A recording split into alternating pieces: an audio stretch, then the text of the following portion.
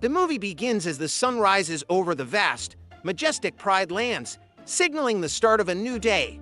Animals from every corner of the kingdom, from the tiniest ants to the largest elephants, make their way toward Pride Rock. This iconic formation is the heart of the Pride lands, and today it serves as the stage for a momentous occasion. The lions that rule this kingdom, King Mufasa and Queen Sarabi, are proudly welcoming the birth of their cub, Simba, the future king. The animals gather, their excitement palpable, as the Mandrill High Priest, Rafiki, climbs to the top of Pride Rock. In a ceremonious display, Rafiki presents Simba to the assembled animals, who bow in unison, acknowledging the new prince and celebrating the continuation of the circle of life. As life in the Pride lands flourishes under Mufasa's rule, a shadow of jealousy lingers in the background. Scar, Mufasa's younger brother, is consumed with bitterness and resentment. One day, as Scar prepares to devour a small mouse he is caught, he is interrupted by Zazu, Mufasa's loyal Hondo and Major Domo. Zazu informs Scar that Mufasa is on his way, likely to reprimand him for skipping the ceremony that honored Simba's birth. Scar dismisses the interruption, but Mufasa soon arrives, confronting Scar about his absence. The tension between the brothers is clear. Scar is dismayed by his place in the royal hierarchy, especially now that Simba's birth has further diminished his chances of ever becoming king. Scar's anger simmers as Mufasa leaves, his scornful gaze fixed on Pride Rock. As time passes, Simba grows into a playful, curious cub. Eager to learn about his future kingdom, he wakes his father early one morning, begging to explore. Mufasa takes Simba to the top of Pride Rock and introduces him to the vast Pride lands, explaining that everything the light touches is their kingdom. Zazu arrives to give Mufasa the morning report, but the lesson is interrupted as Mufasa seizes the opportunity to teach Simba how to pounce on the unsuspecting bird. Shortly after, Zazu reports spotting hyenas near the Pride Lands border, prompting Mufasa to order Simba to return to Sarabi for safety. Simba, always curious, seeks out his uncle Scar.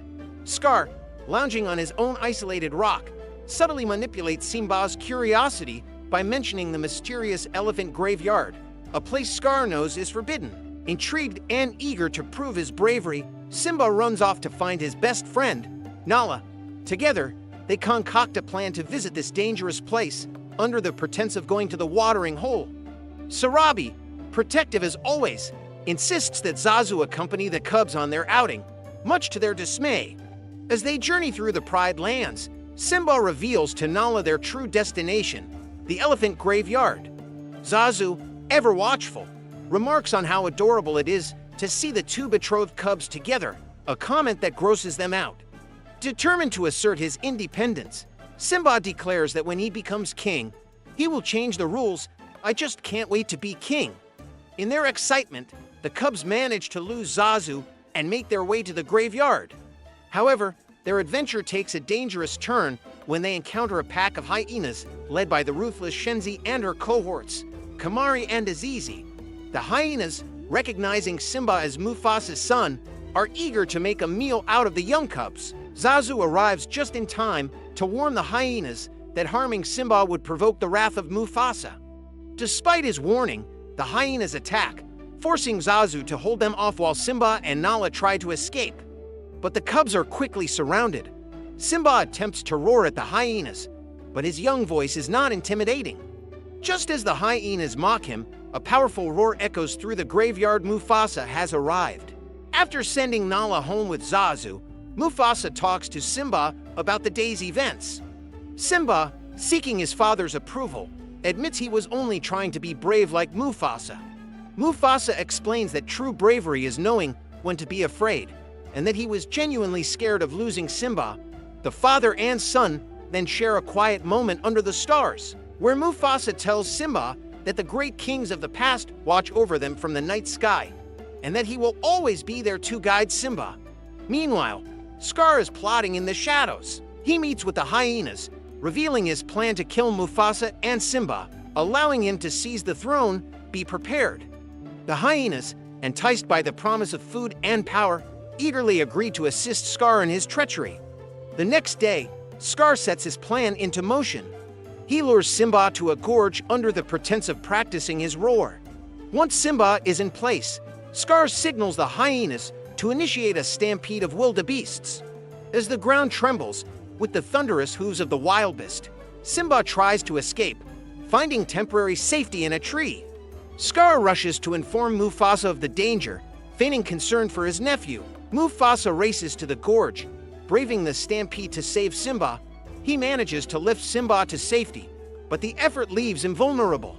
As Mufasa struggles to climb out of the gorge, Scar appears at the edge.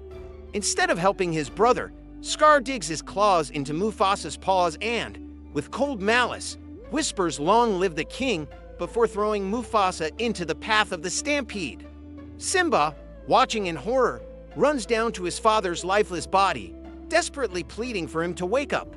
Scar arrives, pretending to comfort Simba, but he slyly places the blame for Mufasa's death on the young cub.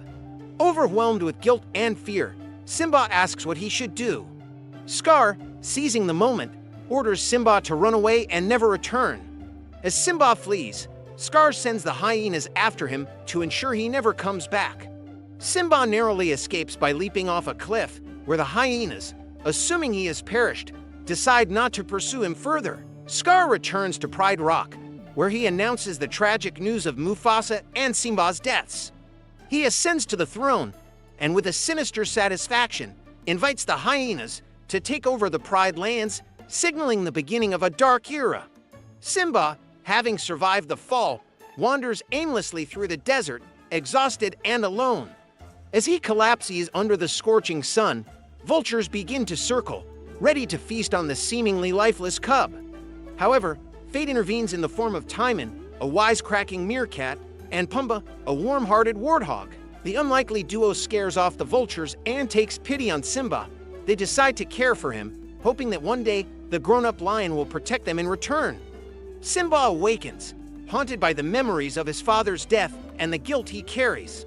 Timon and Pumbaa, sensing his sorrow, introduce him to their carefree lifestyle, teaching him their motto, Hakuna Matata, which means no worries. Simba adopts their way of life, finding solace in the simplicity and avoiding the responsibilities that once awaited him. Years pass, and Simba grows into a strong adult lion, but the Pride lands are not as fortunate. Under Scar's rule, the once thriving kingdom has been reduced to a barren wasteland. The hyenas have overhunted, leaving little food for the lions. Nala, now a grown lioness, is deeply concerned about the fate of her pride. Scar, in a twisted pursuit of power, attempts to make Nala his queen, but she defiantly refuses. Determined to save her home, Nala escapes Pride Rock, seeking help from beyond the borders. Simba, still living with Timon and Pumbaa, has become a vital part of their little family. One night, as they lay beneath the stars, Timon and Pumbaa joke about what the stars might be. Simba, recalling Mufasa's words, mentions that the stars are the great kings of the past watching over them. When his friends dismiss the idea, Simba grows pensive, reminded of the life he left behind. As he contemplates his past, a tuft of his mane is carried by the wind, traveling across the land until it reaches Rafiki. The wise mandrill, sensing Simba's presence, joyfully realizes that the true king is still alive. Soon after, Nala stumbles upon Timon and Pumbaa. In her desperation to find food, she chases after Pumbaa, only to be confronted by Simba. The two lions engage in a brief skirmish before recognizing each other. Overwhelmed with emotion, Simba and Nala reunite, but their joy is tempered by the gravity of the situation back home. Nala urges Simba to return to the Pride lands, explaining the devastation that Scar's rule has brought upon their kingdom. However, Simba, still burdened,